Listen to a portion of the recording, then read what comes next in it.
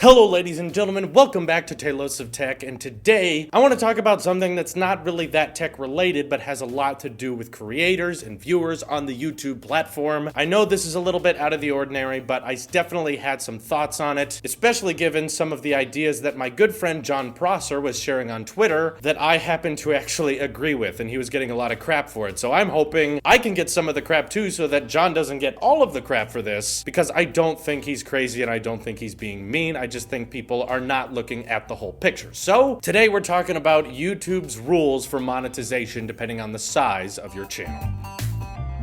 This crazy, insane idea, how could John say this, is he thinks that your channel should not be approved or applied for monetization on YouTube until you reach 10,000 subscribers. Keep in mind, right now the rule is that you have to reach 4,000 hours of watch time as well as 1,000 subscribers on your channel, and we talk a lot about monetization at the Tailosive Network, given it's been something we've worked for on all of our different channels, and we are still working towards on some of our channels that have not been monetized yet. And other than Tailosive Tech, all of our channels are beneath the 10,000 subscriber limit. So in John's world, where they would raise that limit, which is not currently enacted and probably won't be, all of our other channels would not be monetized. So I think a lot of you would go ahead and assume, oh, Drew hates this idea. John and Drew better start fighting again. Where, no, that wasn't my problem with YouTube. It wasn't the limits themselves. That's a different story. That's more about them making promises that they couldn't keep, which I will get into in a little bit. But before we get into that, I just want to list why it's not such a crazy idea that channels should not start getting paid by YouTube until they reach 10,000 subscribers. To me, it's all about making sure that whoever's posting content, whether they be reposting someone else's content or just re-uploading from a different media site that YouTube doesn't like it when we promote, so let's just call it glitch for the sake of the video and have this unrelated picture of a logo. Sometimes people feel very entitled as soon as they start uploading things to the platform, or as soon as they start making content, they start to immediately think, oh, okay, where's my money? I'm helping YouTube. YouTube, you gotta pay me back now. Which, keep in mind, the internet has never really worked that way. Some of you who are new to the platform may think that's how simple it is, where it's not true at all. YouTube takes a hit almost every single year on the amount of hosting they do and making sure that you have an unlimited amount of stream time and you can upload your videos without any limits. You can upload an 8K, a 4-hour video if you want to. That all takes up cloud space, and they just do it for free. That's what I think YouTube is offering. That's what I think the beauty is of the site. And I do kind of agree with John that getting under 10,000 subscribers, just getting to 1,000, is pretty simple. A lot of channels are able to get to that very quickly just by getting lucky on a couple of videos, and it is fairly reachable, but I also think the 4,000 hour watch limit is the real kicker for a lot of people. Like, for instance, on our Tailosive Movie Review channel, we have way over 1,000 subscribers, but not enough watch time. We don't have enough people engaged, so that's what prevents that channel from getting that green icon from YouTube. But as someone who is running a lot of other YouTube channels under that 10,000 subscriber level, I can attest that if YouTube changed this policy tomorrow and started instigating the 10,000 limit, we wouldn't start losing a bunch of money. And the platforms that have not yet reached that subscriber count, you also would not be losing that much money. If you're at that size and you're hoping to do YouTube part-time or you're hoping to do YouTube full-time, you're still nowhere near close if you're not getting that many watch hours. Keep in mind that Google AdSense requires you to make over $100 a month to mail you or deposit you a check. So a lot of these channels that are under that 10,000 subscribers probably would not even get a check every single month. So while yes, it is kind of nice when your channel is that size to have something that can help pay for equipment here and there, or can maybe help pay for some monthly subscriptions, it's by no means a career killer. If your channel is that size, instigating that rule would not stop anyone, would not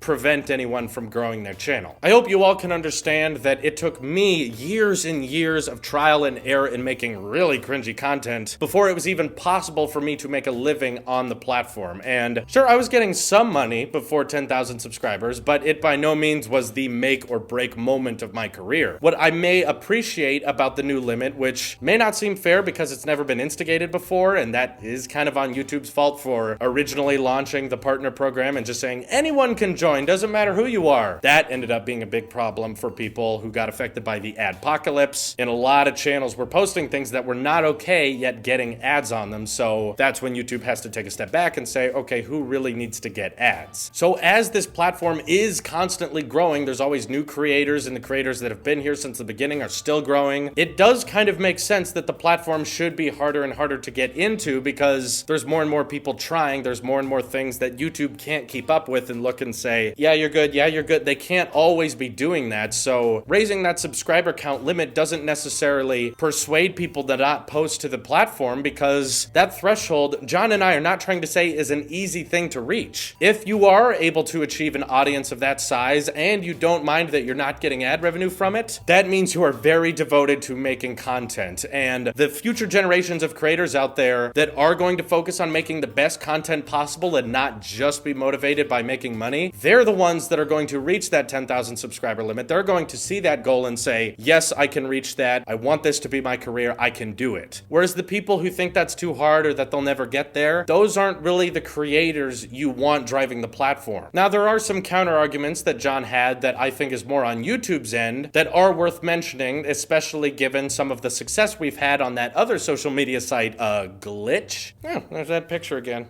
That's weird. So what's interesting about their website is there are two different ranks of monetizing your channel. So for one, there is the partner program, which, similar to YouTube, is very difficult to become a part of. You need to accumulate a large number of people, 75 viewers per stream, which on that platform, live streaming is more common. So getting 75 people on average is not an easy task, but if you are able to do it and a manual reviewer comes to your page and looks at it and says, yeah, he's sophisticated enough, and you have to be streaming 25 hours of content a month, they'll say, okay, you're devoted to this website. We can tell you're serious about this. You've got a large audience, have some ads. And that's when they start putting ads or ad breaks on your content, and you can make money that way on that platform. But again, not easy to reach, similar to the 10,000 subscriber rule or even the current 1,000 subscriber rule. That's difficult. But on this platform Glitch, they also have the affiliate program. This is something, once again, I really think YouTube needs to consider. I think this would be a compromise that would leave both parties happy, because with the affiliate program, they don't put ads on your channel that go to support you. This means that Glitch is not responsible or liable for whatever type of content you're making. It means that if you're reposting stuff or if you're illegally streaming whatever, then they are not in trouble because they are not paying you directly. What being an affiliate means is that you can accept viewer donations. So Glitch has their own built-in currency called bits, and you can earn them. You don't necessarily have to buy them. You can watch commercials and rank them up, or of course they'll go on sale sometimes and you can buy them in bulk, get a bunch of them, and start donating them to the streamers you like on that platform. I think it would be great if YouTube adopted a similar principle. If you're able to get a small number of subscribers, whether it's 100 or 1,000, something a tad more reachable, then allow someone to be part of the YouTube affiliate program. This means via YouTube's own built-in currency, whether it be coins or credits or whatever they want to call it, viewers, if they really want to support a creator, can watch a bunch of ads or buy some coins in bulk and start donating them to the creators they like. Glitch also is owned by another company called Amazon, which some people have Amazon Prime, and that means that once a month you get a free Prime subscription, which means that you can go to any channel and for free at no extra cost subscribe to them, and they instantly get $2.50 just because you clicked that button and you have an Amazon Prime package, meaning it costed the viewer nothing, but the creator gained from it. Again, Glitch is not liable because they're not running the ads, they're not paying you. The viewers are deciding to pay you. The viewers are helping you get along and saying, hey, I like this creator. I want them to keep doing what they're doing, so I'm going to support them. So on YouTube, say Super Chat gets to be enabled, or built-in currency gets to be enabled if you be a part of the affiliate program. So no, you don't get ads at the beginning and the end of the video, but if the people watching you really want to support you, I think it's vastly more helpful if instead of forwarding them to some other site, whether it be Patreon or a PayPal PayPal, building that right into the platform is a lot more accessible and a lot easier for people to reach. Say, YouTube has a monthly subscription program as well, YouTube Premium. What if, similar to Amazon Prime, once a month you had one free subscription or monthly donation that you could pick one channel and support them directly at no extra cost? It's really worked for Amazon, and Amazon Prime costs less than YouTube Premium, so I don't know why they can't build this in. Oh yeah, they gotta